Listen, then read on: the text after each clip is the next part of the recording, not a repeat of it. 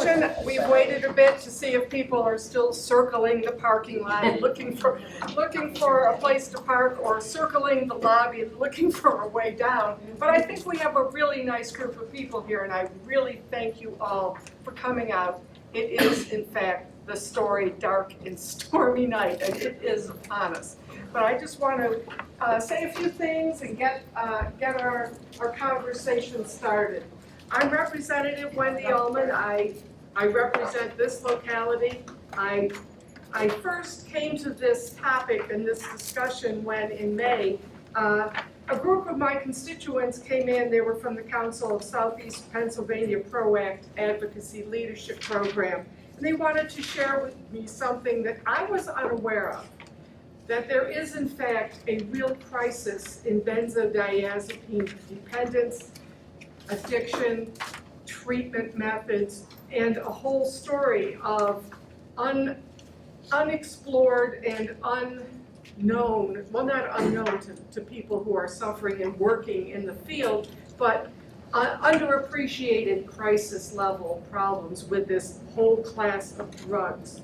And this is something that I was completely, come on in, find a seat, we're all good. I was really fascinated to learn about. You are probably all well aware of the whole class of drugs. I'm not going to go into this details, but I do want to share a story that was particularly poignant, and it really brought it home to my heart. One of the women who came to share with me had an experience with Clonazepam. Klonopin, just say Klonopin. Klonopin is the short version, Klonopin. It's the story that has been repeated in many cases. She was diagnosed this by her physician for a condition. In her case, it was multiple sclerosis. And she took it as prescribed, in the dose prescribed, over the time duration prescribed. Now she knows that these drugs are to be used no more than 2 weeks. I think it was in all innocence on the part of the doctor, but she was prescribed this and took this drug over the course of, I believe, if I'm accurate, 12 years. And so her symptoms became less important than the suffering she was encountering by her use of this really powerful drug. And she became completely addicted to it, and it left her bedridden. Her health was compromised. Her cognitive abilities were compromised. She was able, through help, to begin the weaning process, and she today is weaned off, but she still suffers some long-term deficits as the result of these many years of use of this dangerous drug. And even more tragically, she had an adolescent son who began using this drug because he had access to it. And from use of Klonopin, he then became dependent on other benzodiazepines. And finally, he turned to heroin, and he died of a heroin overdose. It is a tragic, almost soul-crushing loss. And yet this woman has been able to persevere and pull herself together. And this is the story that I have seen, or I have not seen, but I have heard repeated again and again. In the course of our discussion, we really did some really active and fertile brainstorming. What are we going to do? How are we going to help? How can we bring the message out? People seem to be fully aware of the whole pattern of opioid addiction. This is a similar case where, in innocence, people take a drug prescribed by their doctor, end up with a horrible, crushing addiction problem. And so we decided that we would have a forum, something like this. So we did a lot of active talking about that. And then an interesting thing has happened. We advertised this. I believe the first advertising came out Friday, was it, Linda? Do you remember? I think it may have been Friday or Thursday of last week. Since then, in my office, we have had more than 24 emails, some from Pennsylvania, a couple from constituents who live in the immediate area, some from as far away from as California. Tell my story. This is what happened to me. Some of them were just a few paragraphs, some of them were They were really long and they were heart-wrenching. And it sort of made me grateful that I can be a small piece of reaching out to this community, to you folks, that we can be a conversation starter, and we can try to make sure that people learn, people know, people reach out. It was absolutely devastating. I'm just going to share a few of the things that some of the people wrote in their comments. Was prescribed Klonopin for sleep disorder, now suffers long-term, chronically debilitating sleep inability. After weaning off too abruptly, now suffers chronic spasmodic jaw clenching. Being prescribed for anxiety, now has debilitating anxiety attacks even in public. Unable to work, unable to be a fully participant in the family life. Some people had suicidal ideation. Other of these emails shared that they lost loved ones to suicide. Others lost loved ones to overdose of these drugs. So the story is a horribly painful one, but I think coming together is part of the education that we can count on to try to bring this to light so that it stops now. This is the last generation that's going to be damaged by this drug. And that's why we are here this evening. And I want to thank especially Doylestown Hospital and Ron Watson, who is the Director of Communications and Government Affairs, for making this available to us and for helping to coordinate with us here. I also want to thank Elizabeth Thomas from PROACT, Advocacy Leadership Program, to help assemble this distinguished panel of medical professionals. Doctors Venezia, Zazow, and Sharon Rosenthal and Christopher White, I want to thank you for agreeing to be on our panel and to educate us on the subject of benzodiazepines. I also want to thank my staff, Linda in particular, for the coordination of this project. A lot of different people worked hard to make this come together, and I know it's going to be a really helpful, meaningful, rich conversation starter. And now I'd like to introduce Noni West. She is PROACT's Public Policy Specialist and Advocacy Leadership Program Coordinator. She will introduce the panel so that we can move on to our forum. Noni has been with the Council and PROACT for 10 years. She serves as the coordinator for their advocacy efforts, including their Advocacy Leadership Program. During that time, PROACT has actively advocated for the Good Samaritan Act and expanded naloxone distribution in Pennsylvania, Medicaid expansion, and criminal justice reform, which has resulted in pre-booking diversion pilot program with the Philadelphia Police Department. Noni also serves the community in Doylestown Borough as Borough Council Vice President. Prior to Noni's career in the nonprofit was a career in advertising in New York, LA, and Boston. So thank you very much, and please give a good hand of welcome to Noni West.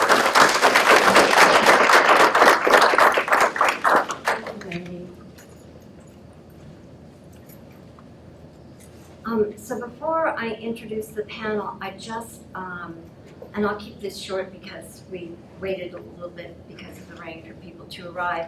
I just want to speak about the power of advocacy. The Advocacy Leadership Program for the Council and PROACT focuses primarily in Bucks County and in Philadelphia. And what we do is focus, there are many avenues that advocacy can go into for drug and alcohol addiction or substance use disorder, as we professionally call it. And in Philadelphia, right, what we try to do is choose subjects and topics that are affecting our local recovery community. In Philadelphia, as you can imagine, the area of focus is safe injection sites, which is once again on the front page of the Inquirer today. But here in Bucks County, one of our advocates, this issue is very important to them. And so as a group, we just sort of slowly started studying it and talking about it and recognizing as we started to look into the topic that there is an issue. And we are just mere mortals, we're just lay people, we don't really understand the implications, but decided to go and talk to our representative, Wendy Ullman, and with the thought in mind that we would talk about legislation. But as we talked about it with Wendy, we realized that we all needed education, and the community, most likely education as well.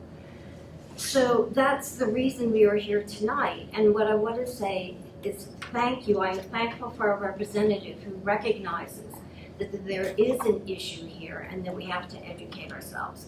And I'm also going to thank the panel for realizing that we need education and volunteering to be here tonight. So that's it for advocacy. And I will introduce our panel by alphabet. Sharon Rosenthal is raise your hand, is clinical director at Aldi Counseling Center for 6 years. She started her career there as a pharmacotherapist. Most recently, she served as the director of an outpatient program for Aldi's Doylestown location. Sharon's trauma-focused work has come into play, especially during the current opioid epidemic, and she now oversees clinical programming and compliance for both Doylestown and Langhorne locations.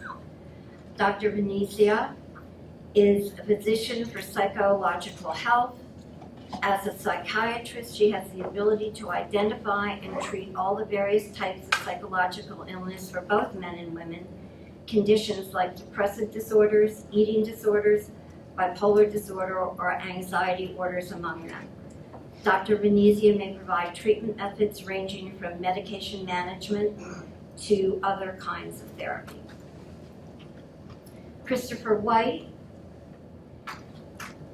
is a licensed professional counselor and clinical supervisor for the approval of care department for the Bucks County Drug and Alcohol Commission. Prior to joining the commission, Christopher worked in the substance abuse field as a clinician, clinical supervisor, and program director for over 15 years. Christopher has a bachelor's degree in psychology from Widener University and a master's degree in counseling psychology from Immaculata University. He is currently enrolled in the Doctor of Marriage and Family Therapy program at North Central University. Dr. Joseph Yee is a board-certified addiction psychiatrist and co-founder of Modern Behavioral, which is a holistic outpatient psychiatric and addiction treatment center located in Newtown.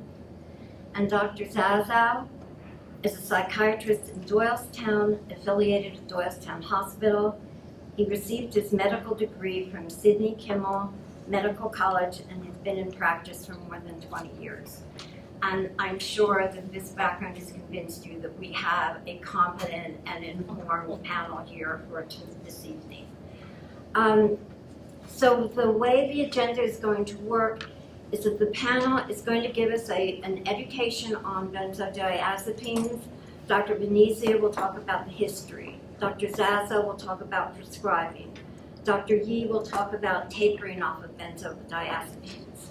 Sharon Rosenthal will talk about cautions, and Christopher White will talk about trends. And then afterward, we'll open the conversation up to the entire audience. If you have questions and did not take any cards, just raise your hand and write them down, and we will take them. And Dr. Venezia will sort of negotiate the question and answer session. And you certainly are allowed to ask questions by standing up and talking as well. One order of business, the restrooms are out the door in the back, to the right and right across from the elevators. And I think that's it for now. So I'll turn this over to Dr. Venezia. Hello, everybody. Thanks for coming. Can you hear me? Yep. Okay. First, I want to say that even though there are dangers associated with the use of benzodiazepines, these drugs really do have a place in the armamentarium.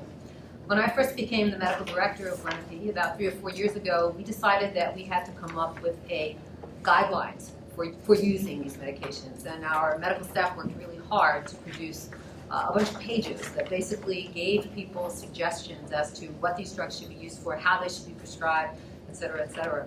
And it wasn't only, it was a response to actually patients showing up to Lenape and asking for Klonopin or Ativan or Xanax. And the difficulty we had when people got angry when the physician said, no, I don't think you're indicated here. The response was often, well, I know my body. What do you know about my body? So we figured we would develop these guidelines and we could use them. We actually hand them out to people when there's an issue. One of our prescribers has them posted on her wall. Anyway, I want to talk to you a little bit about the history of benzodiazepines, about their development and their marketing. I need Ron because I am a computer idiot, and if I try and work this, you won't see anything. So the first thing he's going to do is play a song, and I think you'll recognize it. This is the Rolling Stones. It was a hit in the 60s. And I'm going to tell you the words right before he plays it. What a drag it is getting old. Kids are different today. I hear every mother say, mother needs something to calm her down, and though she's not really well, there's a little yellow pill. She goes running to the shelter of a mother's little helper. So you can listen to it, and then if anybody has any idea what this is about, they can tell us. Oh, there's this little yellow pill. A lot of these drugs, the benzos, the barbiturates, were marketed to women. And they were marketed to women because they were harried housewives struggling to please their husbands, their children. Women weren't really working in great numbers at that point. And I'm going to show you a few other ads. I watched this program basically talking about advertising. This is an ad for barbiturates. So you see the poor housewife here, and it says, now she can cope thanks to Butasol. Daytime sedative for everyday situational stress. Barbiturates, if you're worried about the benzos being dangerous, these drugs were far more dangerous. 10 times one dose can kill you. With the benzos, it takes 100 times the dose, or addition to something like opiates. Okay, Ron showed me how to do this. Let's see if I can do it. Here's another one. So this is an ad for Valium. You can see this poor beleaguered executive who has his VA. He's the VP of a company whose EKG has, this is ECG, but EKG has some arrhythmias. And Valium is the suggestion for his ills. Then you have another one. This is advertising Librium, which was actually the first of the benzodiazepines to be discovered. This patient is more accessible and communicative. So this is advertising that psychiatrists should use, psychologists should use this drug to help their patients open up and talk about their issues. And there should be one other one. Oh, actually, no, that's it. All right. So the marketing for these drugs was very, very strong to women and people suffering from not really any type of illness. They were just struggling with everyday life. I'm going to start just by saying that probably the first sedative hypnotic was alcohol. But people don't think of that as a drug because it wasn't prescribed. For most of time, it's been socially acceptable, except perhaps during Prohibition in the United States. But the United States particularly has been a country where people are always seeking therapy for their anxiety. Why that is, I'm not exactly sure. So people traditionally were using, like in the 1800s, opiates. I'm sure you've seen, oh, I thought somebody was raising their hand. I'm sure you've seen references to this even in films. I'm thinking of Deadwood. I don't know if anybody saw the series Deadwood. Molly Parker was an opium addict. Every time she turned around, she was taking this little tincture out of a bottle, which was prescribed to her. And in that story, you see one of the prostitutes in the town helping her go through a very protracted and painful withdrawal. So originally, people were seeking an alternative to opiates because people got caught up in very dangerous situations, withdrawal and death. So there was a search on for something that was basically safer. And the first class of drugs that was developed as an alternative to benzodiazepines was the barbiturates. Barbiturates were developed by a German guy. His name was Lederach, I believe, or Lederbach. The names of some of these drugs included Seconal, Luminol, and Nembutal. And they exploded in popularity during the 1930s. And again, as you saw in that ad, they were marketed to help people cope with everyday anxieties of life, not illnesses. By 1941, Americans had consumed 1 billion prescriptions for these medications. and doctors were calling them a harmless alternative to opiates based on promotional materials that were distributed by drug companies. Does this sound familiar to you? Truth, of course, was much more complicated. Yes, people relaxed, they could get some sleep, but they produced tolerance and dependence, and it was a very small threshold that would take you from efficacy to death. Marilyn Monroe, of course, died of an overdose of barbiturates, and she wasn't the only one. As I said, 10 times one dose could kill you. So the search was on for something that would help people to relax that wasn't as dangerous. And you know what? You didn't even need a prescription originally to get barbiturates. And barbiturates also were part of other preparations that people were using. There was Donatol, actually had barbiturates in it, which people used to treat irritable bowel for minor stomach upsets. There was a little bit of barbiturate in Donatol. For a brief period, the successor to barbiturates was actually stuff like Thorazine, antipsychotics. And people don't remember, I do, because unfortunately I'm older than many psychiatrists practicing today, don't remember the negatives about Thorazine. I paid my school loans back by working in a state hospital for 3 years. Lots of people were on Thorazine. And Thorazine in the sun, in the summer, made your skin turn blue. I actually saw a kid who had been prescribed Thorazine, and I'm not kidding you, he was blue as a Smurf. He had turned a shade of gray blue. Normally it was just dusky little pieces of your skin that would turn, but this kid turned blue. It did resolve because I saw him about 5 years later. So for a brief period, people were using Thorazine until another German guy in the 1950s, a research chemist at La Roche, was studying a new group of medications. He tried about 40 preparations, none of which were effective, but in 1956, he produced a white powder, beware of white powders, that he just changed, he tweaked a couple of molecules, and he actually came up with a product that made mice calm and sleepy. This was the birth of Librium. So Librium was brought to market in 1960, and Valium followed in 1963. Other people are going to talk about how these drugs work, but they basically latch on to GABA receptors in the brain, and they produce calm very quickly. This was heralded as a miracle. At one point, Valium was the most widely prescribed drug in the world, eclipsing the number of barbiturate prescriptions. And again, it was touted as completely safe. It was marketed for anything and everything, from boredom to housewife blues, as you saw, to the up-and-coming executive who's a little nervous at work. So basically, I'm not going to read that, you saw this already. A little while later, reports of dependence issues with withdrawal tarnished Valium's sterling reputation.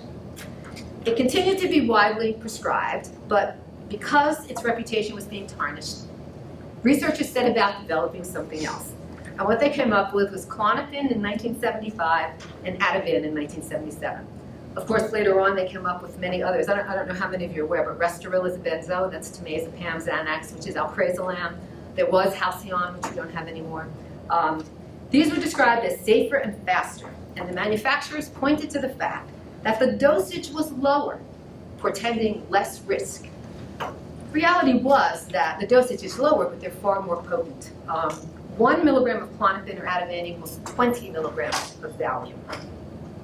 And they also changed the name of these drugs. Instead of calling them sedative hypnotics, the new name was anxiolytics, and they tried to avoid the term tranquilizer, hoping to put a little more distance between Valium and these new classes of drugs.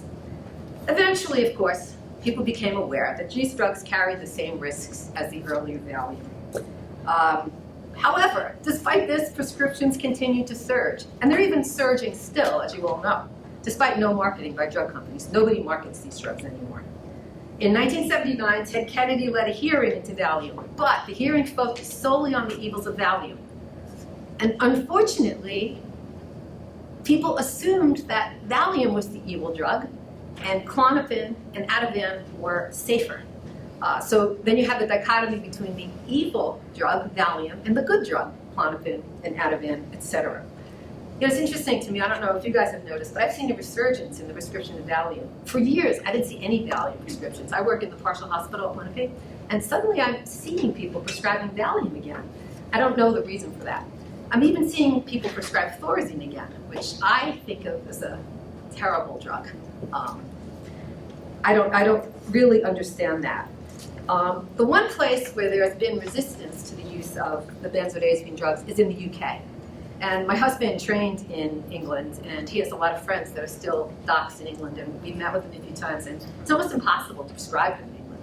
I mean, you practically have to get permission from God. In part, the resistance in the UK was fueled by a class action suit with 14,000 people who were suing the manufacturers because of problems with its use. However, the class action suit ran out of money, so it ended.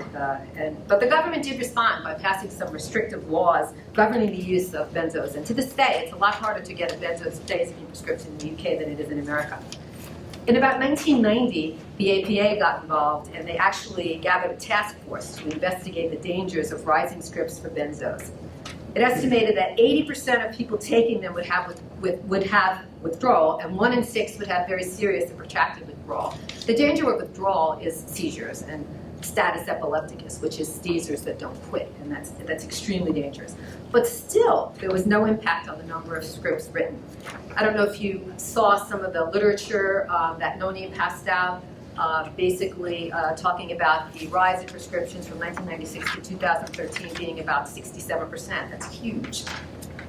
By 2008, 1 in 20 American adults were filling a script for benzodiazepines.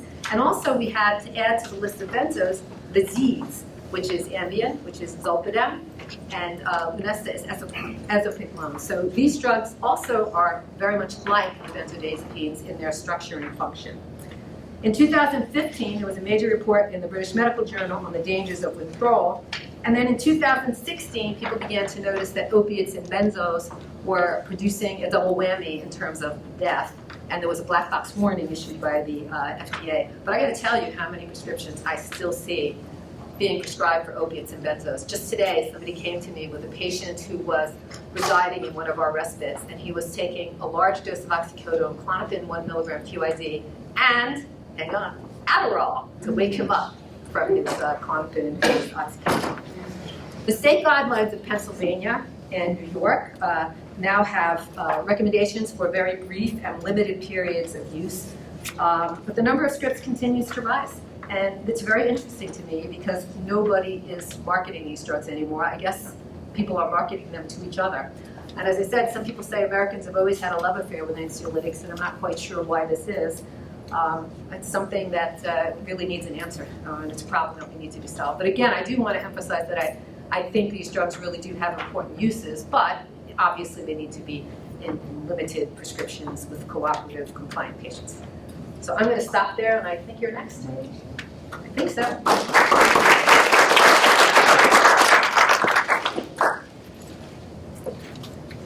I'm very low tech. So I printed out a number of actually copies of another reference about the relative dosing strengths of different benzodiazepines. So I think I printed about 25. Are people interested in seeing this or having this reference? Okay. You may have to share. You're sitting adjacent, so you might have to share.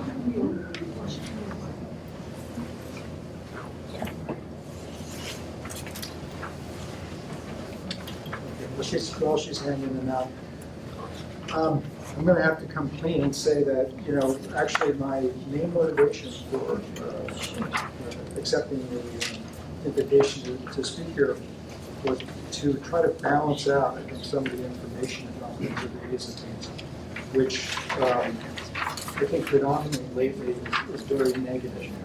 And I think there's some, basically, I think that the bad aspects of benzodiazepines are getting emphasized now, in part because of the opioid crisis and the danger of mixing opioids with benzodiazepines.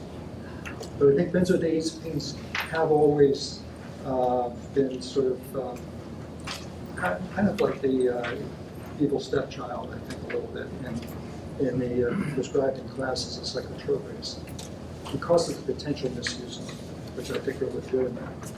But I'm a practitioner, I'm an outpatient practitioner. what I'm going to cover is primarily just that type of practice. In other words, benzodiazepines have a lot of use in Dr. E or others will then cover this. They have use in other settings, whether it's inpatient settings, emergency room settings, ICU settings. And I'm just covering pretty much office practice today as a typical outpatient psychiatrist. Distributed already, that's pretty good. So the main, I'm going to cover kind of dosings in different types of disorders. So I think the majority of people, at least that I see, are people who are having a situational anxiety related to life stressors, marital breakups, difficulties at work, difficulties at school, things of that nature. They're usually short-term, so the majority of prescriptions that I will write will be for low dosages of medications for short periods of time. I won't say 2 to 4 weeks or whatever was quoted here earlier. I mean, I think relatively short-term use to me, or I think it was there 2 weeks, I'm not sure. But typical would be a matter of weeks for me. And sometimes the timing of that correlates with the time period of onset of effect of other medicines with which they may be paired, typically antidepressants. Although this isn't what I'm covering tonight, for lower level, like generalized anxiety disorder, and particularly for panic attacks, phobias with panic attacks, more serious levels of anxiety, the antidepressants, such as the SSRIs, SNRIs, names would be, well, I don't use much, but Paxil, Celexa, Lexapro, Zoloft, and others like Effexor. They're representative drugs from these categories, and they are really the standbys for use in serious anxiety, panic level anxiety disorders. But the caveat is that they usually take a while to work, so it may be a matter of weeks before they get up to a dosage and have the effects neurochemically that make them effective. And also, I don't know the percentages, but a significant percentage of people can't tolerate the side effects of this group. So generally speaking, I'm often pairing a low dose of a benzodiazepine in the early phase of treatment with one of these other meds, while it takes the few weeks maybe up to a couple of months for them actually to begin to benefit people. Then generally the benzodiazepine is taken off. And that generally for most people is not a problem, particularly because the dosages are kept low. One thing I'll say, at least my experience, I don't know the other physicians up here have seen, but over time, it seems to me that the dosages, maybe because of the concerns connected with the category, have gone down. I know in my own prescribing, I think, and I think that before, when the class first came out, at least when I was younger and I was in training and reading the dosage ranges for these medications, it seemed to me that they went up pretty high. Nowadays, I think it's unusual for people to use high level dosages of benzodiazepines, which I think is making it a little bit easier to be tapered off of. An example, I'm sure you've probably all heard of Xanax as an example, or Alprazolam is the generic form. When I was in training, before SSRIs and antidepressants were really established as being useful for panic attacks, for example, I remember dosages of Xanax up to 6 or 8 milligrams were being prescribed to suppress panic attacks. Does that microphone work? I'm sorry, I'm really straining to hear. Microphone. Hold the Does the mic. microphone work? Yeah, I thought thank it you so much. Volume. Audio visual. How come you didn't name one? I have a big mouth. I probably Although my husband says he can't hear me. Well, that's generic.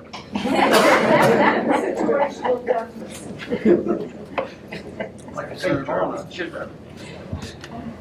Here it is. It's There you not. go. There you go. Can you hear me? Yes, thank you. Okay, good. Thank you, very good. Okay, thank you.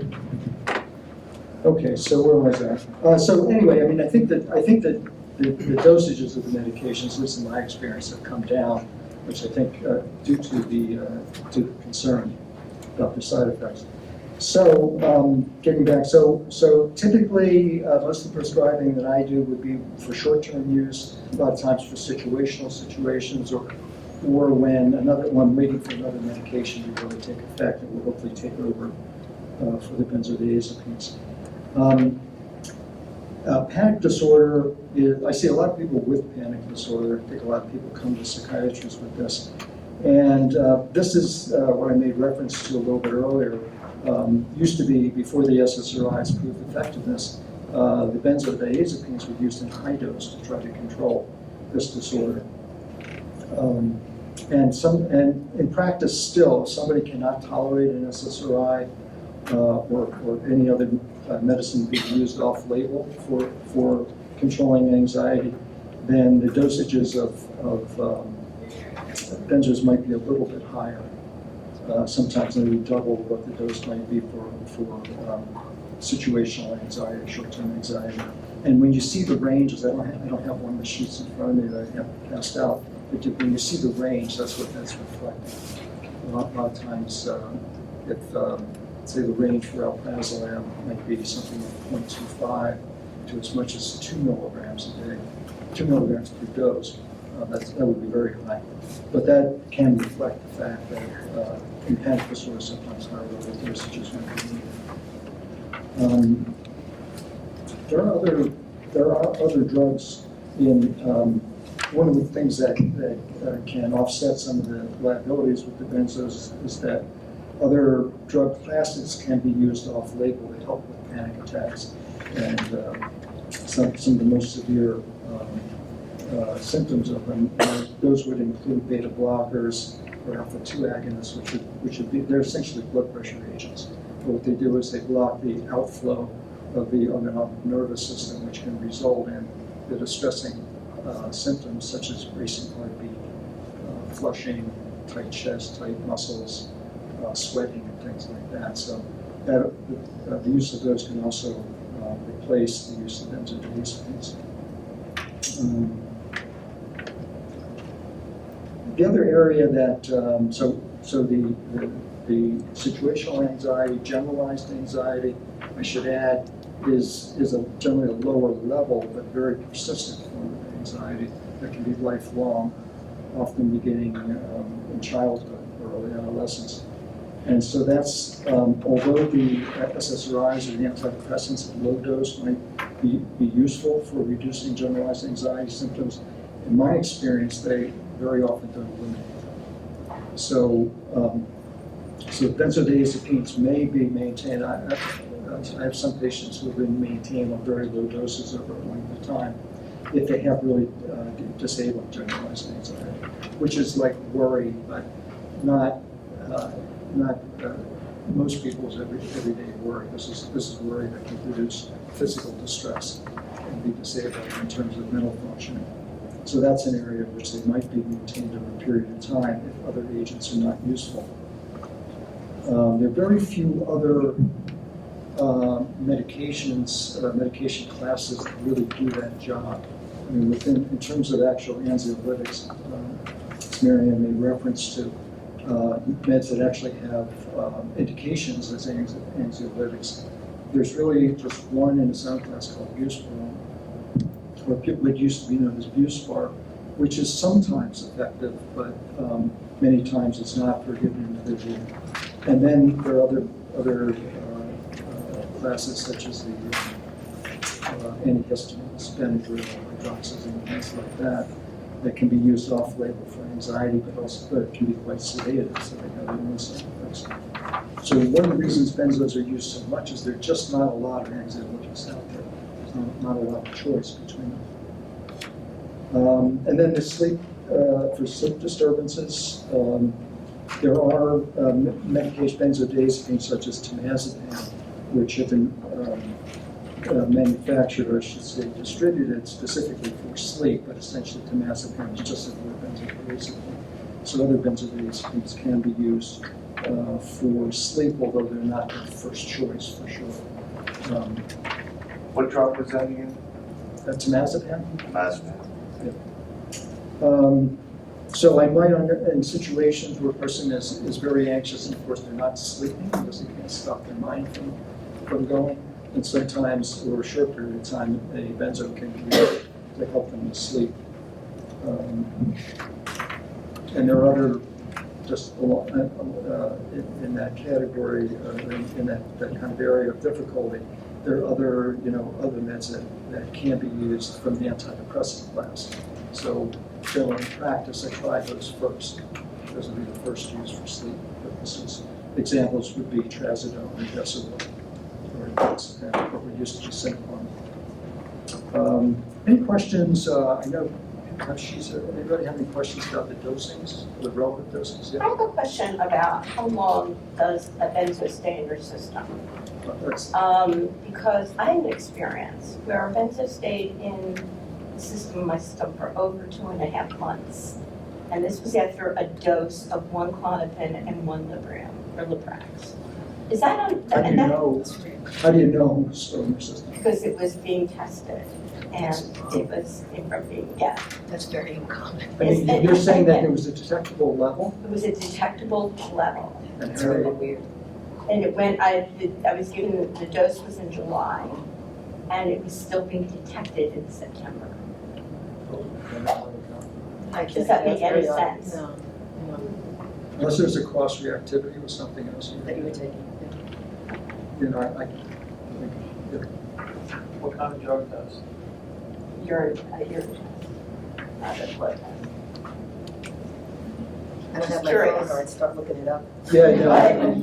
I'm not sure how to count. I mean, if the benzo's taken over a period of time, there's one that, I think Valium, is it Valium? I'm not sure. So long as that.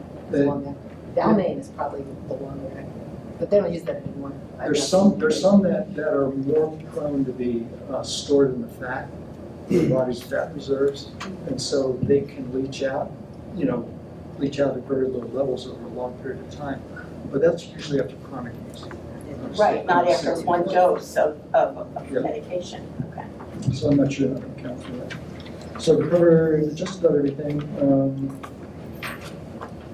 I think I'll just say social anxiety disorder. See a lot of people with social anxiety or social phobia who are very limited, can be very limited in their everyday lives because of that, because they can't be in situations where they may encounter people, have to be in conversations and such. And that's a very debilitating condition. So benzodiazepines can be helpful, particularly with getting them over the hump, or with being able to help people re-enter feared situations. And usually, though, for many anxiety disorders, adjunctive treatments that are non-pharmacologic are very important, such as cognitive behavioral therapy, as an example, which can be very, very useful for phobia disorders. One of my concerns about the use of benzodiazepines beyond addiction is that if cases where they might be used rather than being psychotherapy being used to hopefully allow more permanent change to occur, and perhaps other kinds of changes that are psychologically beneficial. Maybe it's partially our society, but quick fixes are sought after oftentimes, and there's some patients who come in who are really debilitated. They can't go to work, they can't go to school or something. That's a situation where I think it's really justified to try to get them comfortable as soon as possible. But there are other things that are more, people who have more generalized anxiety, worry, doubt, the kinds of things that really linger are people who are candidates for psychotherapy. But I think psychotherapy is expensive and it goes on for a longer period of time. It's time intensive. So I think sometimes people may wish to avoid that by using medication. So I think that's a place where benzodiazepine can be used to actually avoid what might be a more useful treatment. So I think that's pretty much what I I guess, I'll hand it off to the next person. Thank you.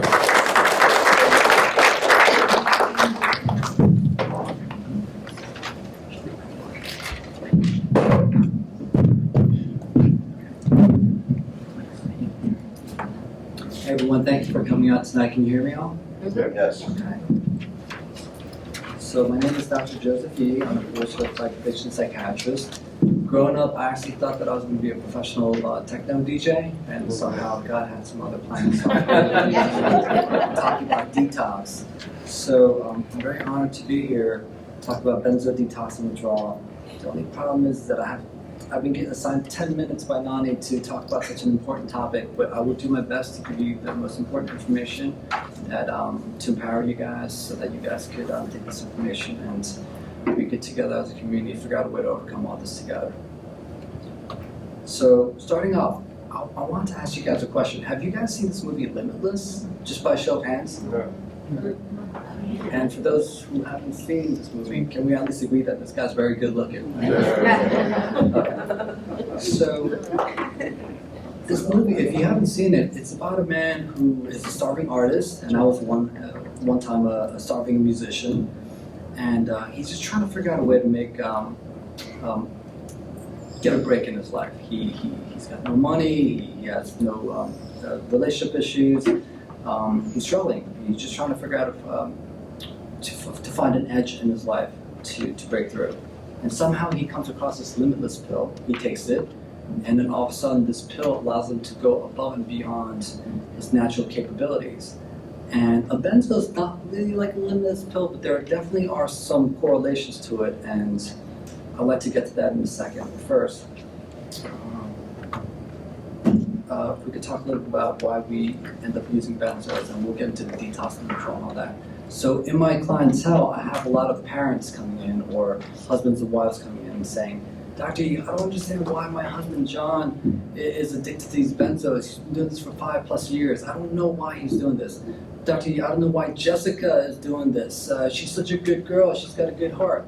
Yeah, well, first and foremost, just because you use a drug does not mean that you're a bad person. Some of the most kind-hearted, loving human beings that I've ever met are people who are in active addiction or in recovery. Okay? So addiction does not discriminate between the rich and the poor, or people who are good and or evil. As far as your husband, this 5-year mystery as to why he's been using, I could solve that. I could unravel that in 2 minutes. Okay, this is what it comes down to. People always use a drug for a reason. Always remember that. Okay, people use a drug for a reason. If I take a Xanax, and if it gave me a massive migraine headache, chances are I'm not going to buy any more of those things, or I would ask my doctor for something else. But there's a reason, and it usually comes down to one of these 3 reasons. One is that it makes you feel better. And please, if anyone disagrees, please raise your hand. I'd love to have an honest, engaging conversation with you. 1, it makes you feel better. 2, it alleviates pain. Okay, and especially in an opiate situation, it relieves emotional and or physical pain. And last but not least, this is very important, it could enhance performance. So let's just say you got a college student who's very stressed out with exams, right?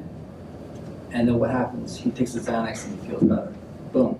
Okay, and then you are someone who has a panic attack. You take the Xanax, it relieves that emotional anxiety, pain. In terms of enhancing performance, I have a lot of clients in the restaurant business who are servers.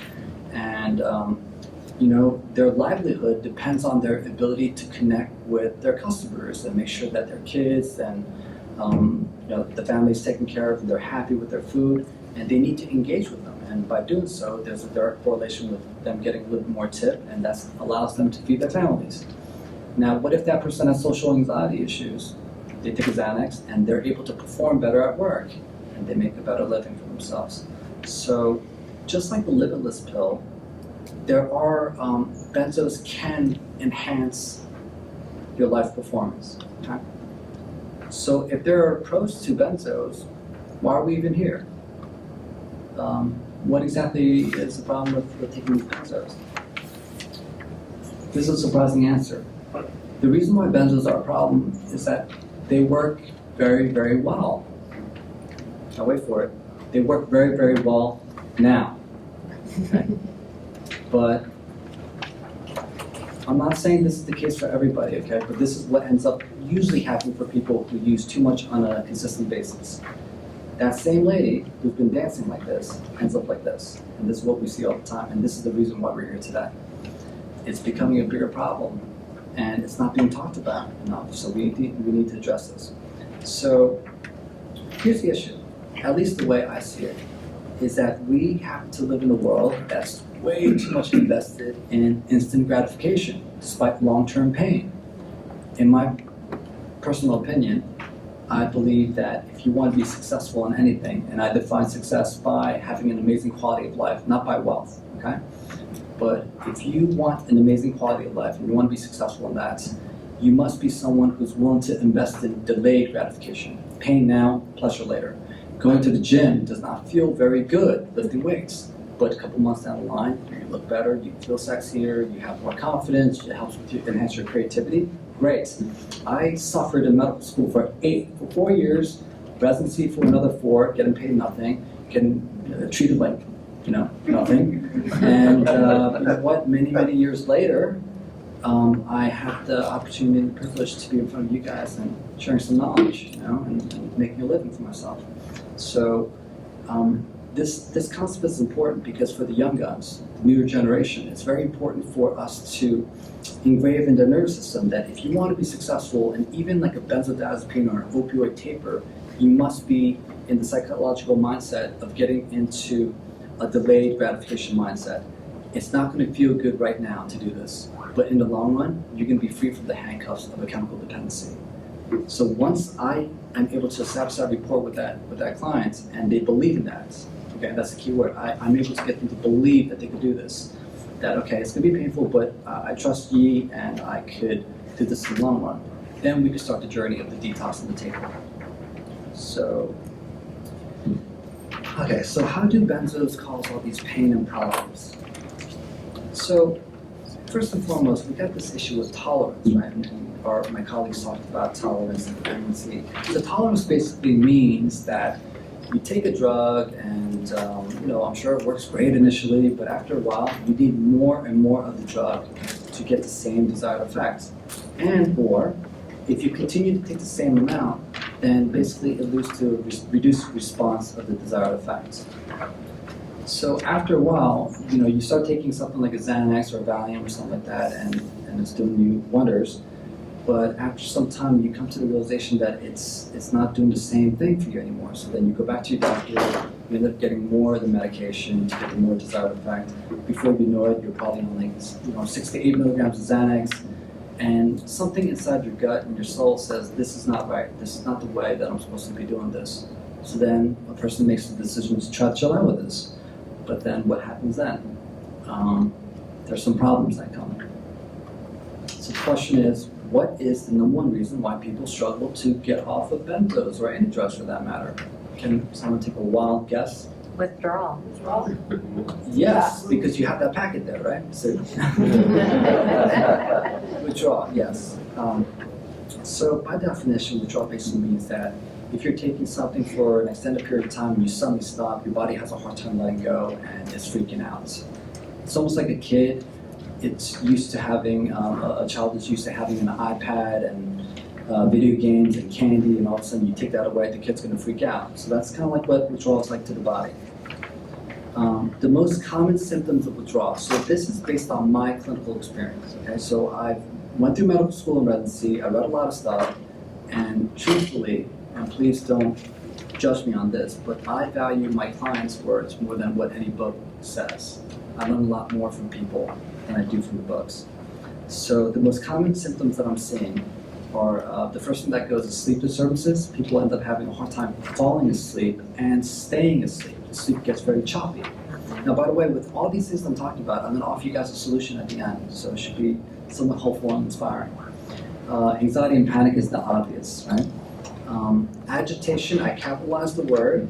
That's kind of an understatement. In fact, these extreme mood swings are way out of proportion to the psychosocial stressor.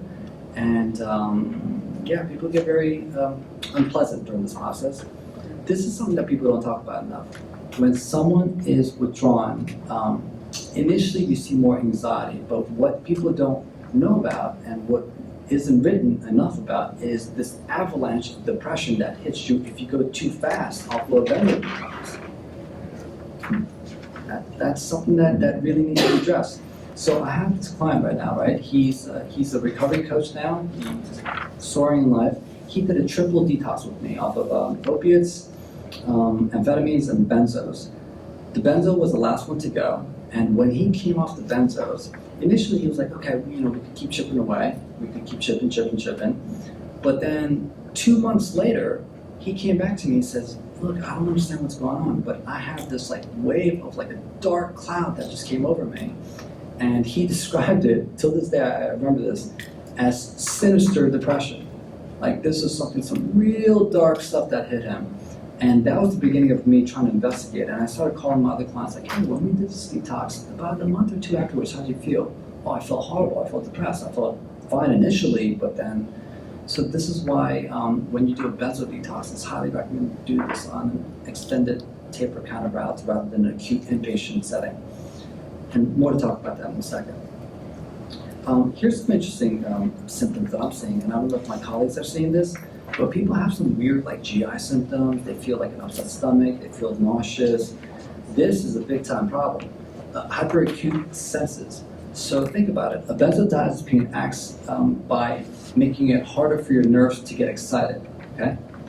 And because it makes it harder for your nerves to get excited, it has a calming effect. But then once you strip that away, then all of a sudden, it's like the Matrix. Neo comes out of the Matrix, he's into the real world, and then all of a sudden, like he doesn't know what the hell's going on. Everything's like overstimulating for him.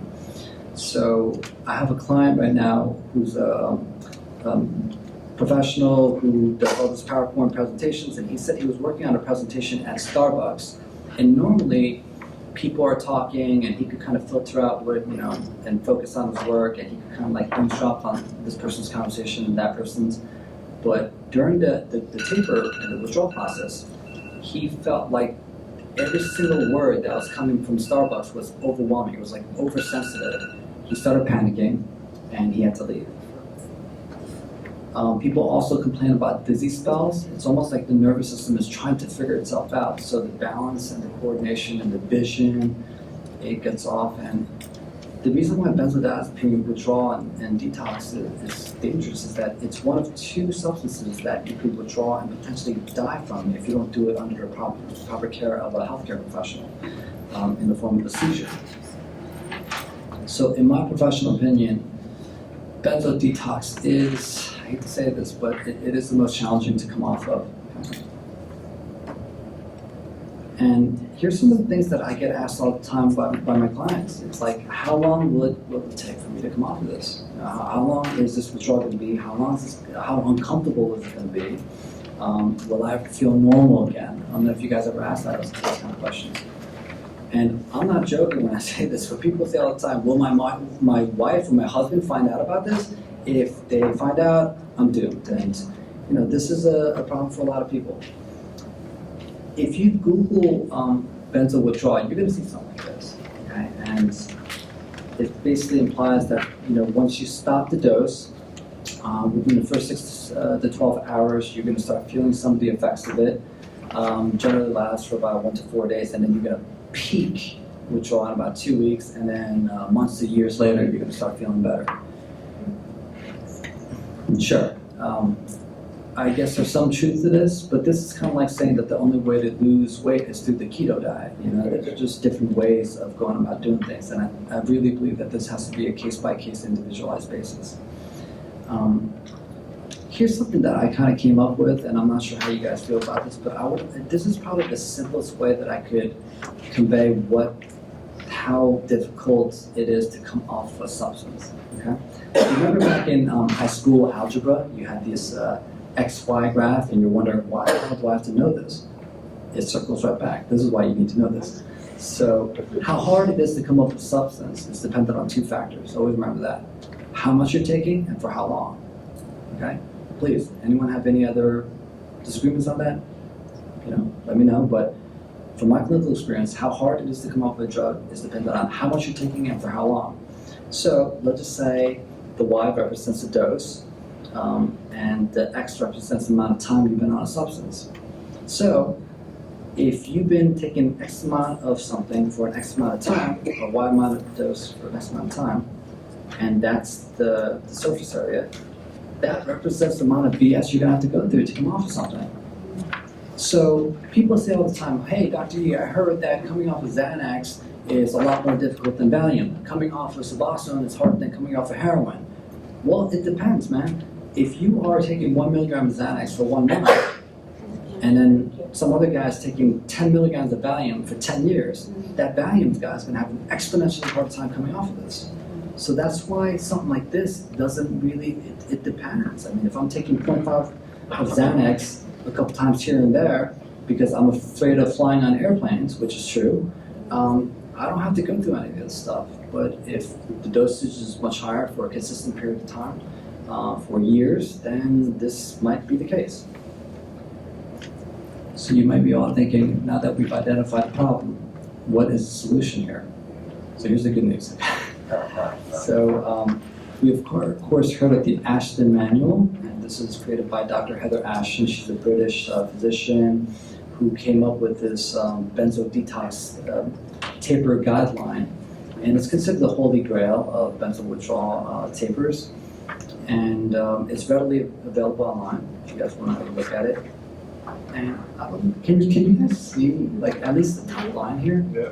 So I know I'm kind of rushed for time here, but it's very important that you guys understand this. So Xanax is the benzodiazepine that carries the most abuse potential. The reason why is because it hits you fast and it leaves you fast. So the benefit is that it's really good for a panic attack. If you have a panic attack, this is the best medication for it at that very moment. It crosses the blood-brain barrier very fast, hits you fast, leaves a panic attack. However, that's what makes the drug very addicting. If a drug hits you very fast and leaves you fast, your body's going to crave that more. If someone takes an Adderall, okay, which is a stimulant medication for ADD, it slowly gets into your system and it slowly gets out. Okay. If you smell crack, well, crack and Adderall kind of does something similar in a different magnitude. People end up doing crazy things to get more crack because it hits you fast, the high is intense, and the effects are gone in about a minute or two. So in the same way, that's why we have this Xanax problem right now. Xanax is the most addictive or has the most abuse potential amongst all benzos. Now, Dr. Ashton is using Valium here because Valium to the brain looks like Xanax, but it's long-acting. It's easier to come off of a long-acting drug than a short-acting. If something slowly gets into your system, hangs out for a while, and slowly gets out, it's easier for your body to say, okay, I can deal with this. So if you look at the top line, basically as a guideline here, she's saying that if you're using 6 milligrams of Xanax a day, 2, 2, and 2, and that's the benzo equivalent of about 120 milligrams of diazepam, which is Valium, then in about a week, what she's suggesting is 2, 2, and then at bedtime, take away 0.5 of the Xanax, and 0.5 equals 10 of Valium, so you're going to substitute Valium with it, and then you're going to follow the scale down to the point where you're cross-tapering from Xanax to Valium, and then you're going to get down to about 40 milligrams. Okay? And then once you're down to 40 milligrams of Valium, then you're going to do a slow taper, 1 to 2 weeks, until you get down to about 1 to 0, and you should be fine.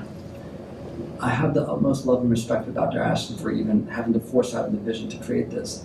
However, I have 2 problems with this. One is that, again, it depends on the person. If someone is using a ton of benzos for an extended period of time, 1 to 2 weeks is not what I would recommend. I would recommend, if you're badass, every 2 weeks, 10% or less. But generally speaking, I would say every month about 10% less. And this is based on my clinical experience. Okay, not from the books, but from my clinical experience of doing this for about 10 years. Every month, about 10% or less. So you see on the top there, there's 40 milligrams, and it goes down to 38. That's a 5% drop. Okay, and you want to do that every 2 weeks or monthly? Sure. But here's what the problem, my disagreement with Dr. Ashton is. So you get down from 11 milligrams to 10 milligrams there. If you go down, and that's about an 8-9% drop. 10 milligrams to 9, okay, fine, that's a 10% drop. But then what happens when you get down to 5? You go down to 5 to 4, that's a 20% drop. That's a different ballpark, folks. Okay? And then what happens when you get down to 2? You're telling me that you could just go down to 1, that's a 50% drop. Your brain is going to go bonkers. I see this all the time. So this is where I respectfully disagree with Dr. Ashton. Now, some people, if they are, not taking as much for a shorter period of time, they can handle something like this. But if someone is coming to see me, they have a pretty serious problem for a substantial period of time, and especially towards the end of the taper, you guys have to be careful with this. It's not even with benzos, but even with the Suboxone taper. The lowest dose of Suboxone comes in 2 milligrams. I don't go from 2 to 0. Go from 2 to 1.5, and then 1.5 to 1, and then there's other ways to help alleviate withdrawal discomfort that comes with that. Okay, so let me bring you some good positive news, and this is the important part. If you guys can take out your pen and write down some of this stuff, and it's very important that if you or your loved one have benzodiazepine problems and you want to go see a physician, make sure your doctor knows about these kind of medications. This is what I use all the time, and we've had lots of success with this. So as far as prescription, I wish I could tell you that eating blueberries, nuts and seeds, and lentils is going to help alleviate anxiety and withdrawal symptoms. But there's nothing more powerful than, in acute withdrawal, there's nothing more powerful than prescription comfort meds. And these are something that I would even prescribe my own kids if they had a similar situation. So moving forward, gabapentin is Neurontin. It is a seizure medication first and foremost, but it can be used for anxiety and mood stability. What's really interesting about this medication is that when you're going through an alcohol and or a benzo detox, your body releases something called cytokines. It's like a stress mediator. It's a stress chemical that gives your body, your brain a sign that, hey, I'm hurting. And when that happens, when people don't feel very good, they want to go back to the old route. That makes them feel better. So gabapentin is something that I recommend for opioid or benzo alcohol detox to help suppress these chemical mediators. And has a calming effect, and it can help with mood stability as well. Is it opioid or what detox? It's considered a seizure medication, actually. Yeah, but it has multiple purposes. So this is what I'm talking about. I learned so much from my clients. Tizanidine is a muscle relaxer. And I don't know if you guys heard about this, but this is an amazing medication for this refractory insomnia. Okay, so one of the first things that goes when people go through a benzo detox, they can't sleep. So tizanidine is a great way. It's a muscle relaxer. As long as you don't go past 20 milligrams, you won't have a problem with people being dependent on it. I usually recommend about 4 to 8 milligrams to start off. And this is a great way to, it hits you fast and allows you to fall asleep. Because when people have problems sleeping with benzo, after a benzo detox, they have a hard time falling and staying asleep. So this is a great way to help people fall asleep and without much waking side effects. Remeron and Doxepin are other options too. They're pretty heavy hitters depending on the dose. I'm not a big fan of those guys because they cause a lot of weight gain. It really improves your appetite, and some people might need that, but in the long term, I find it to be not in my opinion, not the safest way to go about doing things. I just want to comment on Doxepin is another medication that I have problems with in addicted patients because basically 1 gram can kill you. The tricyclic antidepressants, of which Doxepin is one of them, are very dangerous in overdose. If you give this to an addicted person, basically you're in trouble if they take a whole bunch of it. Doxepin makes me anxious and addicted. Well, if you take a lot of Remeron, you could die too, right? Well, the old tricyclics are far more dangerous I think, than some of the new ones. I just wanted to comment on that. I see that If you take a again. lot of lithium, you could die too. If you take a lot of Zoloft, you could die too. However, lithium and Zoloft are not typically prescribed for addictive issues. Doxepin is often used now in addiction centers, and I do wonder about that. Just a comment. True, and you're absolutely right. And then Seroquel is being abused too. So I Absolutely. mean, that's Yes, that, that's there's true. one. That's Sure. Okay. I happen to be a big fan of clonidine. It's a blood pressure medication that helps with restlessness and anxiety. Visceral is a very safe medication. It's antihistamine. It's kind of like a Benadryl. So if people are having problems with anxiety and they need some calming agent, these are some safe alternatives. But clonidine, you just got to watch out with the blood pressure. If you give too much, people could pass out. So you don't want that. Baclofen is a muscle relaxer that's used off-labelly to help with alcohol cravings. I have offered that to my clients who are in benzo detox, and they found that to be helpful. Kind of like, they said that it doesn't necessarily hit the spot, but their desire, the intensity of their cravings have just kind of slips out a little bit. So I use some Baclofen. Dicyclomine is something that I use for GI distress. It's a smooth muscle relaxer. And Zofran for nausea. Meclizine is an antihistamine, anticholinergic that helps out with dizziness. And these are some of the withdrawal symptoms that I'm trying to mask with these short-term comfort meds. And I know that phenobarbital is at high doses could be very dangerous, but I had a celebrity coming into my office. He told me he was drinking an X amount. He was drinking 10 times that. And at that point, to prevent a seizure, I had to have my secretary go out, pick up the phenobarbital, and that pretty much what saved him from having a seizure at that moment in my office. But yeah, we shouldn't have to use that as a first line. This is like the last line option and really should be done in the inpatient setting. This is the part that I really love to talk about because I'm giving you information as far as how to detox off comfortably. But as far, the detoxing is half the battle. The other half is making sure, okay. The other half is making sure that we figure out a way to recover and heal. So there are plenty of nutritional supplements out there that could help. Well, GABA, glycine, and I guess if you have any questions, we can talk about that afterwards. But magnesium glycinate is very important. It's a mineral that's important for anxiety, improving deep sleep, improving energy. Probiotics, I really feel like, this isn't my opinion, but the pathway to a healthy mind is through the gut. And you need healthy bacteria to help produce serotonin and dopamine for you. And it's estimated that about 80% of serotonin is produced in your gut. So it makes sense to feed your body with active, healthy bacteria to help you produce serotonin, B complex, and so on. And these are some additional recommendations. I know this is a lot of information, and again, I've been given 10 minutes. I'm way past it. I'm sorry. But the last thing I'll say is that you're going to get through this. Question? Yeah. Is the probiotics anyone in particular? Yes, there's a brand called Physician's Choice that I highly, yeah, because they actually have prebiotics in there. Bacteria need fiber to grow, and this brand actually was smart enough to put fiber in their supplement. Thank you. So lastly, for those of you who are thinking, oh man, do I really want to do this? Do I really want to make this jump into this detox?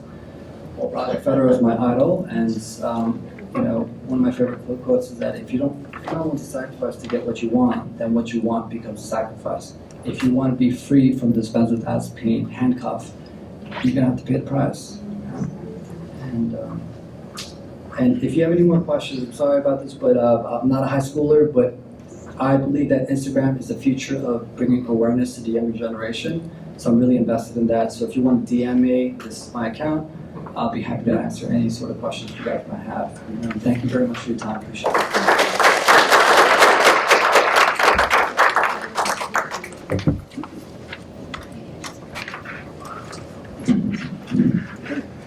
So I'm Sharon Rosenthal. I'm the clinical director at Aldi, and I'm going to talk to you about the cautions about benzos. And some of these, there's a little overlap in some of the things that we've been talking about, but I still think it's important to go over these things. So first of all, just all benzos have the potential for abuse, addiction, and diversion.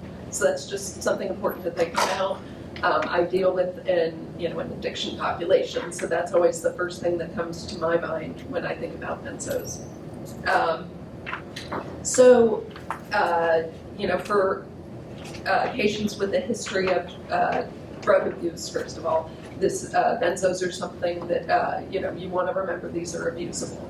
So I was going to talk about this in two sections. I want to talk about benzos on their own by themselves, and then benzos along with other drugs such as opiates in particular.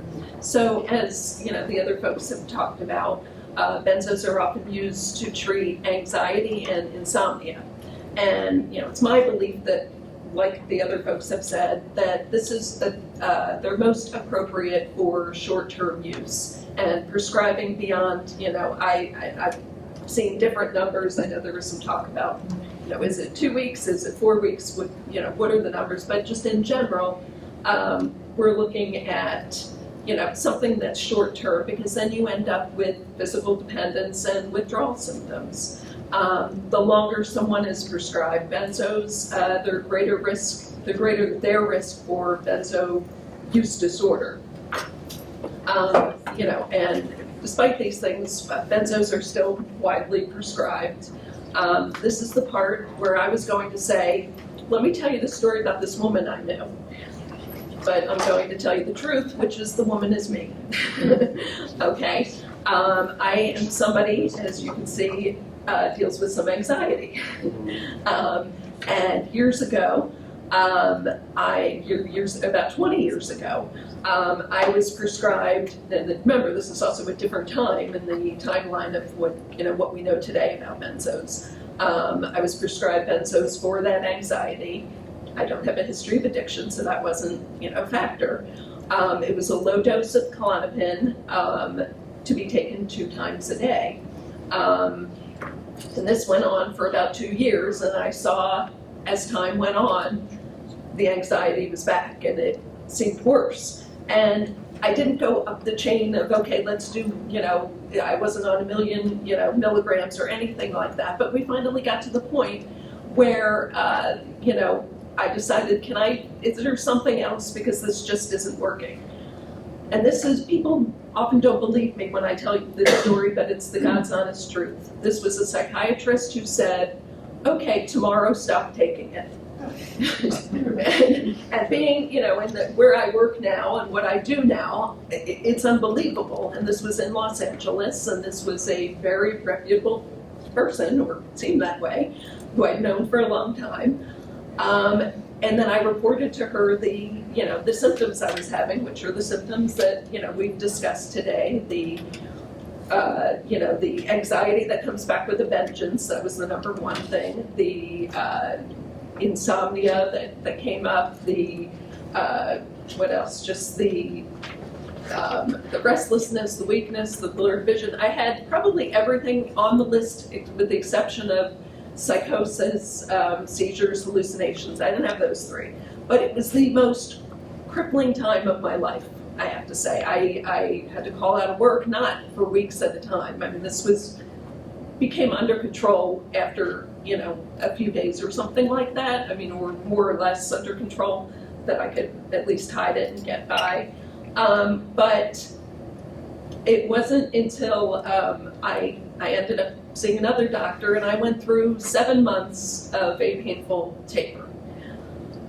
So that was, that's my own experience. And and just like a representative at the beginning told, the many stories that are similar to this. This is something that's very, personal to me because I went through it.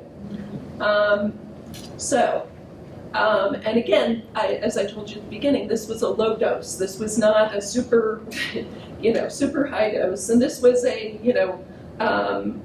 therapeutic dose, right? So this is just important to know. So my point is that I started out with anxiety, and I ended up with severe anxiety because of because of what's happened with these benzos. Luckily, things have changed, and the medical community is starting, now seems to know a little bit more than you did in my time, which is a good thing. But my feeling is that benzos should not be the first line, the first line of treatment in anxiety disorders. There are more, some of these folks mentioned, there are more treatment options like evidence-based psychotherapies. I think someone mentioned CBT, cognitive behavioral therapy, is a good one for anxiety. And medications like SSRIs or SNRIs, like one of the doctors mentioned. I want to look at insomnia. Benzos can be effective in the short-term treatment of insomnia, like we've talked about. But again, there's nothing that supports the long-term use because the effect tends to wear off in a few weeks, and then you can get some rebound insomnia. And one thing I think hasn't been mentioned is you're better off addressing the underlying causes of the poor sleep hygiene. So is there poor sleep hygiene? Is what I meant to say. Are you somebody who is on your phone before you go to bed? Are you somebody who, I have a lot of clients who must have the TV on, which is terrible sleep hygiene, or lights on? Are there other, is this just racing thoughts, and can we address that? Then, let's see. So just general side effects of benzos are, you know, drowsiness, sleepiness, things that, you know, you would think. Dizziness is another really common side effect. So you want to look at, you know, driving or operating heavy machinery is something that could be dangerous. The next day drowsiness is a concern. And again, that's more about concerns about driving, because if it's still creeping into the next day. And then things like reaction time. Again, that's, you know, part of concern about driving. Impaired balance or coordination, things like that. And then there's something called and I hope I'm saying this right, anterograde amnesia. Did I say it right? Okay. Which is the loss of ability to create new memories, which is interesting. And so like more recent research on benzos is focusing on the adverse effects on cognition with benzo use, so thinking and reasoning. So that's something that's really important to look at. The risks of, going back to the risks of driving for a second, driving, well, and I know this is a generalization because we're not talking about what the dose is, but driving while on benzos, that risk of doing that is about the same as the risk of driving with a blood alcohol level between 0.050% and 0.079%, which is all just under the legal limit in most states. You know, in Pennsylvania it's 0.08. So just really something to think about.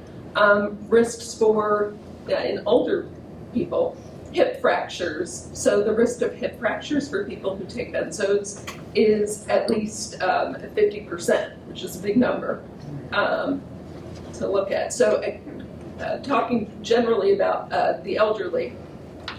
So benzos are often prescribed for elderly people for, you know, these conditions we've talked about, anxiety and insomnia. And then it just seems that there's a wide range of non-specific symptoms that they're also prescribed for.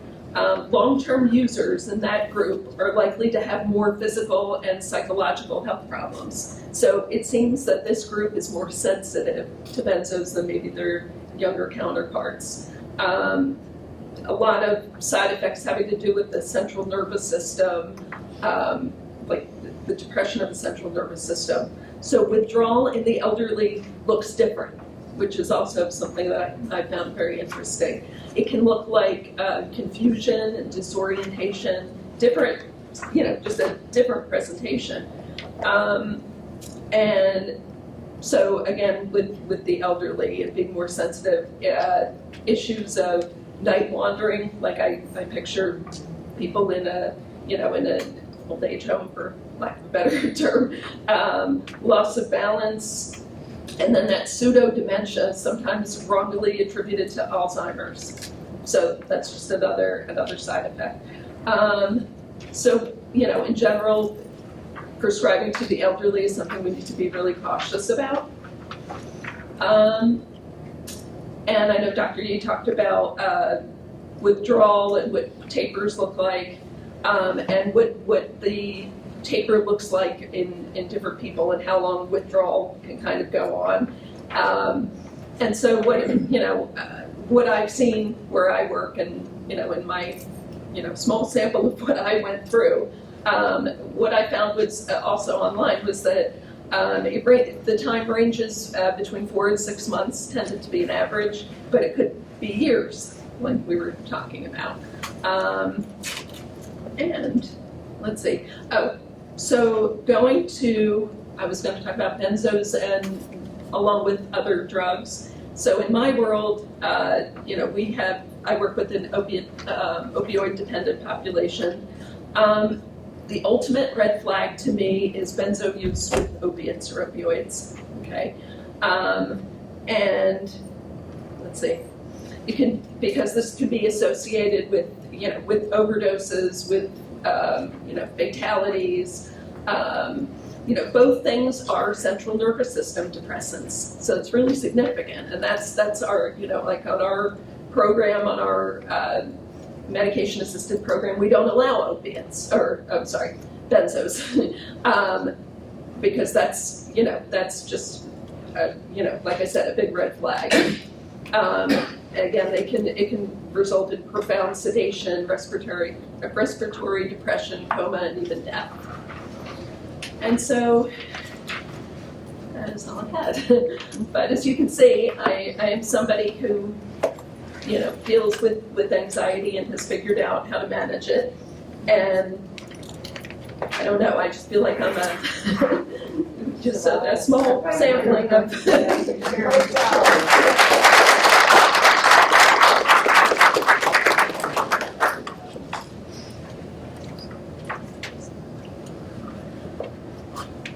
Good evening, everybody. My name is Christopher White. I'm with the Bucks County Drug and Alcohol Commission. We are part of the Department of Drug and Alcohol Programs for the state of Pennsylvania. There are 67 counties, and I believe generally 42 of those 67 counties have what we call an SCA, a single county authority. So what that means is that the single county authority is the lead drug and alcohol agency within that particular county. So Bucks County Drug and Alcohol is the quote-unquote lead agency in Bucks County. And we provide a plethora of resources, we provide a plethora of training, and we also provide information on the different trends that we see coming through Bucks County. So I wanted to particularly talk about some national trends first.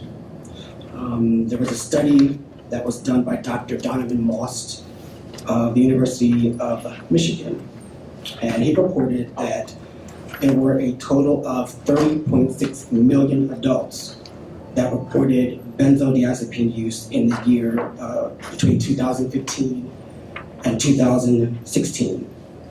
25.3 million of those individuals were prescribed, and 5.3 million of those individuals were misusing the benzodiazepines. He described misuse as any way that a doctor did not direct the prescription to be used. So that includes using the drugs without a prescription, taking higher doses than prescribed, or taking them more often or longer than prescribed. That accounted for 17.2% of overall use. That study also revealed that young adults between the ages of 18 to 25 were most likely to misuse benzodiazepines. And if the brain studies between 18 and 25, your brain is not fully developed until roughly towards the end of age 25, 26. So 18 to 25, there's still a lot of impulsivity. People want to have that instant gratification, so they're having a hard time managing that instant gratification and not being fully developed in the brain. So they're just impulsive, and they're trying to fit in, and really, how the teenagers say, I'm trying to find myself. So during that time, they really are trying to find out who they are between that time period. So it does make a lot of sense that young adults between the ages of 18 and 25 are the most likely to misuse benzodiazepines, and it coincides with also the opioid epidemic that we commonly see. It's either the ages of 18 to 25, or it's in our elderly population that are accidentally overdosing, described all the different opioids that are out there. Dr. Donovan Most states that if you look at younger adults, basically misuse was as common as prescribed use, which he stated is obviously kind of disturbing. But the misuse of benzodiazepines declined with age, 3.3% among those aged 26 to 34, 1.7% among those aged 35 to 49, 1.4% among those aged 50 to 64, and just 0.6% of 65 or older are prescribed benzodiazepines. He did reveal that ages 50 to 64 had the highest prescribed use of benzodiazepines. He further states that benzodiazepines are prescribed far too frequently, given that the evidence reviews have shown that benzos are little to no value in treating anxiety, panic disorders, or insomnia. He states that cognitive behavior therapy, as Sharon mentioned, and psychotherapy often outperform benzodiazepines, and the drugs have shown to actually interfere with the effects of such proven treatments. And I would tend to agree with that. I'm a firm believer that medication is to be used as intended, and if it's working for an individual, it's not meant for a long period of time. Often when I work with my clients, and there are some outliers where medication, is the only thing that is effective, that's the only thing that works. Often when I work with my individuals in the substance abuse field, one of the things that if I take a very detailed history, and depending on how long they have been suffering with their anxiety or the depression, I often resort to having them talk to a psychiatrist, which is more appropriate to prescribe the benzodiazepines if necessary, or the appropriate antidepressant medications and things of that nature, because they really study the effects of the brain. So I often resort to maybe talking to a psychiatrist to help stabilize the depression or the anxiety first. And it's not a permanent resolution, but it's part of the whole picture of treating the individual, not just medication alone, but medication and therapy until you're stabilized, and then eventually you can come off of the medication if it's done correctly. But another study revealed that through the years 2003 and 2015, that 386,000 doctor visits occurred, and a percentage of those outpatient medical visits led to benzodiazepine prescription that doubled from 3.8% to 7.4%. The prescribing rate amongst psychiatrists remained unchanged at about 30% of the visits. Otherwise, the prescribing rate increased among all other physicians, and that included primary care physicians that accounted for approximately half of all benzodiazepine visits. Then they talked about co-prescribing, which a lot of the panelists talked this evening, and we've seen a lot of the co-prescribing of the famous movie stars accidentally overdosing on benzodiazepines and some type of opiate. So as I mentioned, it is a double whammy, and you're doubly suppressing your nervous system. So eventually you're slowing down to the point where you're going to eventually die if you're taking both benzos and opioids. So there was another study between 1999 and 2014 that said a group of commonly prescribed drugs for pain, insomnia, and anxiety increased by 250% over that 15-year period, while there was an 850% increase in patients taking both benzodiazepines, also called the Z drugs, which act similarly to benzodiazepines. The FDA has gone as far as to issue its strongest form of safety warning, which was mentioned earlier, about the suboptimal prescribing practice of mixing opioids and benzos. They discovered that 1.36% prevalence of benzodiazepine and opioid co-usage translated to about 4.3 million people, while 0.47% prevalence of benzodiazepine and Z drug use co-usage amounted to about 1.5 million people. So as all the panelists mentioned, that medication can be effective if it's used properly.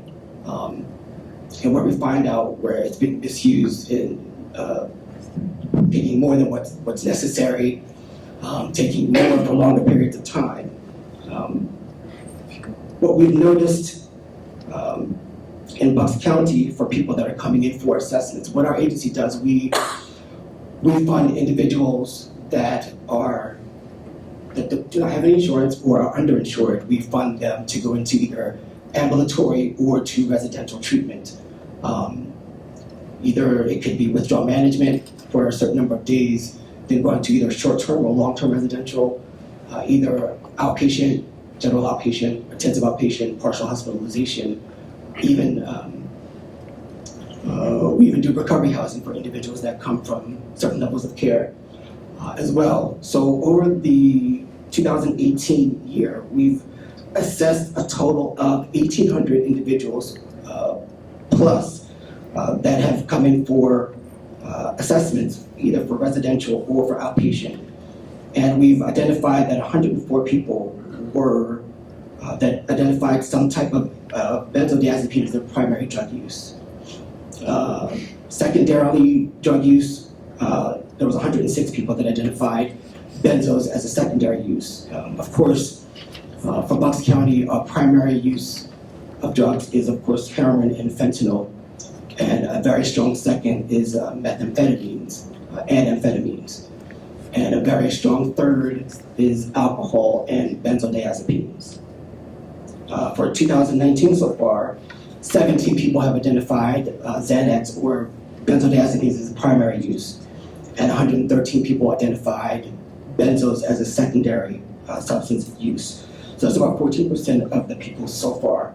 We've assessed 900 people plus since July 1st. That's our fiscal year. So we've noticed that trend, and we've noticed that, not only are we in an opioid epidemic, methamphetamine is coming back stronger than ever. We noticed that alcohol is coming back on the rise, and also we're noticing that benzodiazepines are definitely coming back equal to alcohol.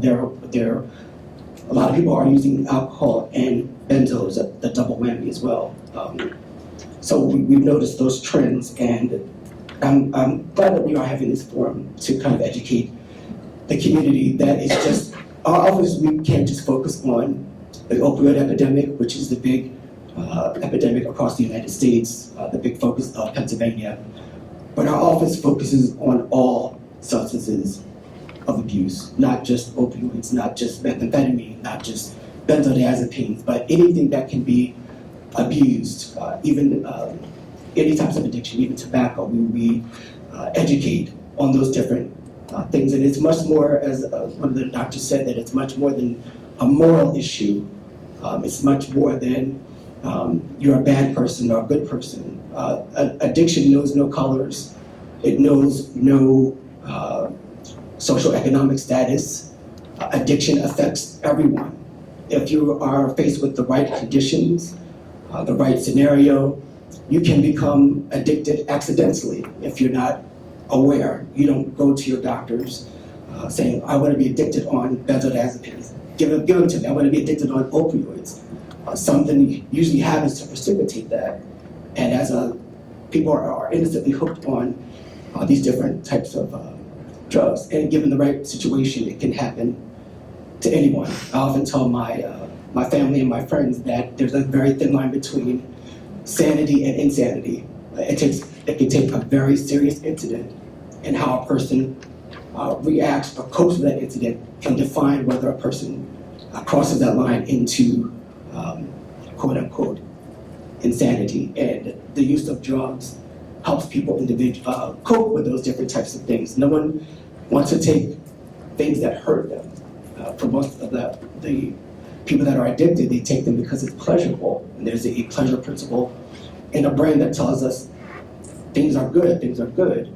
And we firmly believe that addiction is a brain disease. It's not a moral issue. It's not a race issue. It's a brain disease. And once your brain has been introduced to that pleasure principle, your brain is addicted. The memories that you have create those triggers and those cravings. Every time you could be away from using for quite a while, but when you go back to that area, or you start thinking about that use, or the time you did this and the time you did that, then the memories are jogged, and that creates those cravings and those triggers within the person.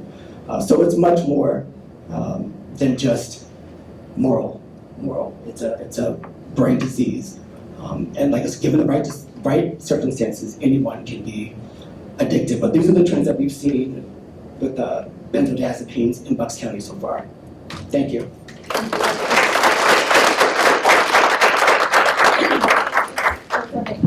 It has become painfully obvious to me that it is optimistic to think that we could learn and have enough time to ask questions as well. But we want to be respectful of people's time, but if there's some we have some We questions have a few already. questions if, And is there anybody who has questions that you just want to ask before we? there's only a few more moments left, and thank you to everybody for presenting, thank you for coming. It's clearly a huge issue, and I'm beginning to think that really this is all just symptomatic of a chaotic world in which everybody's trying to figure out how to live and how to live well. We have a few questions here, which you guys feel free to answer. Why is it that some patients with mental disorders swear by benzos for long periods of time?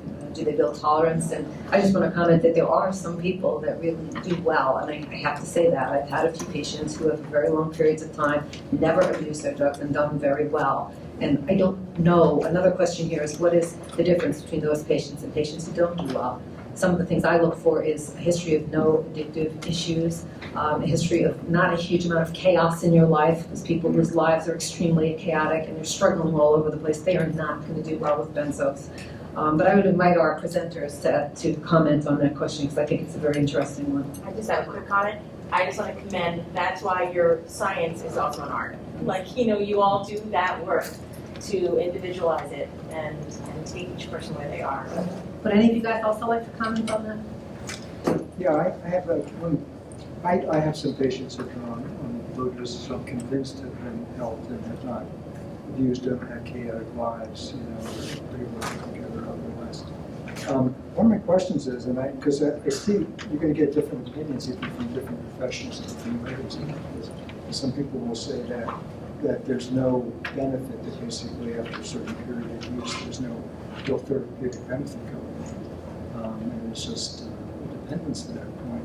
But I think I've had patients who have tapered off at different lengths of time, have had the return of anxiety. It always brings up the question as to whether or not that is withdrawal or return of the original symptoms.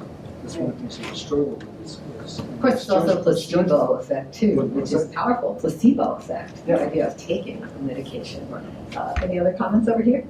Ultimately, I believe that if a medication is helping you, even if it's benzodiazepine, which I do think that it's better for like an as-needed basis, but ultimately if it's helping you and it does outweigh the cons, who am I to say not to take that? As long as they're being mindful of the fact that there is a dependency potential, and if there could be a holistic way, people are eating right, sleeping right, figuring out ways to activate the mind and body, learning about the nutritional supplements out there. Exercise. That will make me a lot happier knowing that people are doing other things towards self-care, Yes, and not just relying on the doctor to do all this for them. I think exercise is an important way to dispel anxiety and make yourself, it releases naturally occurring opioids in the brain. There are studies to suggest that it's as effective as antidepressants. What has increased benzodiazepine prescriptions over the last 20 years? That is a great one, and I think that has to do a lot with the breakdown of family, the breakdown of our local societies, the chaos in the world that we are exposed to every day on the internet, on television. Just look at the news. It's enough to make you need to take a benzo. But to add to that, did I hear Christopher say that 50% of the benzodiazepines are being prescribed by primary physicians? Oh, it's always been that way. They have prescribed even From more. the beginning? Yes, they have prescribed more than psychiatrists. Yes. It has always been that way. Yeah. Go ahead. I'm sorry, Dr. E, and then you. Just in my theory on this, I think technology is kind of messing things up. It is a way to try to connect us better, but it's separating us. Sure. And nowadays, it's like people will make love to someone before they even have a conversation with them. And it's like, oh, I'm talking to someone. What does that mean? It's a whole new dating scene now. People are just, even in our practice, more people are leaning towards telepsychiatry. For some reason, like coming in and meeting the doctor in person is giving them anxiety, so they want to do it over the phone or through the computer screen. So I feel like technology is kind of, it's supposed to connect us, but it's kind of separating us in a way. And when people meet someone face to face now, they're having more anxiety, and that's one of the theories that I believe is why the anxiety is coming up, in my opinion. What physical problems besides falling would you associate with long-term benzodiazepine usage? Someone mentioned one that I think is really important, the loss of ability to lay down new memory. There are some studies now that are showing that long-term use of benzos actually has some implication in the development of dementia. I don't know if that's true or if that will pan out. Obviously, falling is a big issue for older adults, balance issues, with getting into a withdrawal picture as you get down to the evening, if you've taken a benzo in the morning, interfering with sleep. So I think there are some long-term issues associated with its usage. You guys want to comment on that?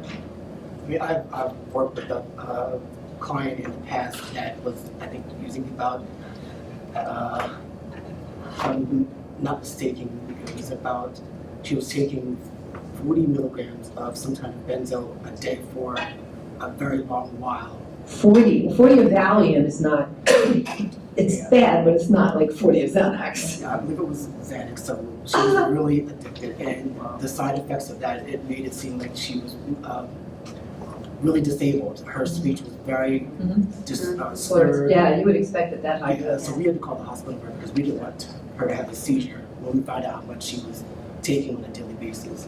So it was very scary, very scary. Well, you can get it on the street now. And I think another danger, a friend of mine lost her son in January. He thought he was getting Xanax on the street. And apparently some of the dealers out there know how to make fentanyl look like Xanax. It was fentanyl. He took this pill down in Philly. He actually managed to drive home to, he lives in Montgomery County, pull up to his driveway, get out of the car, and fell down dead. It's a wonder he didn't kill somebody on the way home. So. Pressing pill, they're pressing fentanyl into everything. Yes. How do you feel about legislation that would require signed patient consents for benzos? MD does have signed patient consents for everything, not just benzos. I will not say reliably we don't need to do it, but we are supposed to do it. So I don't know how you guys feel about that. I think it's rather reasonable. Agreed. Since the guidelines for benzos are 4 to 6 weeks, is there a profile for a patient who can tolerate long-term usage? I would say one without a history of addiction. You check the PDMP. I don't know if all of you are aware that we can now check through the Pennsylvania Drug Monitoring Program the prescription of all controlled substances in Pennsylvania and a number of other states. So everybody should be checking that before they prescribe. And I would say somebody who's had a pretty stable life and suddenly has the onset of anxiety and or depression, does not have a huge amount of chaos in their life, breaking up with a boyfriend every other day, etc., work problems. Those are not people that you would want to put on benzos long term. Dr. Yee, Dr. Zazow, anyone else want to make comments on who you would avoid putting benzos on for long term use? For anybody who's had a history of a pattern of overusing any kind of substance or medication. So those are all your questions, and it is exactly 9 o'clock. Elizabeth, I forgot you. I'm sorry. Yes. Please.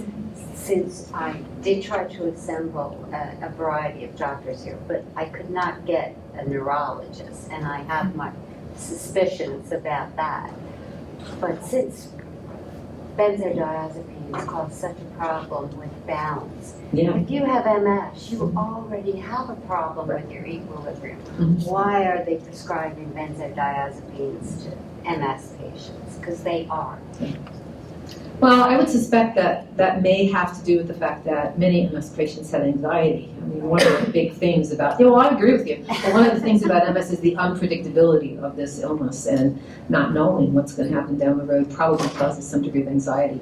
A lot of anxiety, I should say. So, but your caveat is well taken that this needs to be considered. Well, I wish you all a safe trip home. One quick announcement, I want to, in addition to having Christopher present, the commission also provided the lock boxes for prescription drugs that are in your home that are for intended purposes, but there's other people in your home or visitors to your home. It's a wonderful resource to really just not only protect the prescriptions, but send that message to everyone in your household. We're smart about this, we're thoughtful about this, we're careful. So probably everybody here knows, do not leave controlled substances in your bathroom cabinet so your teenage children's friends can come and take what they like. I'm serious, you gotta be careful. It means I don't have to take them home. Thank you again. Thank you all.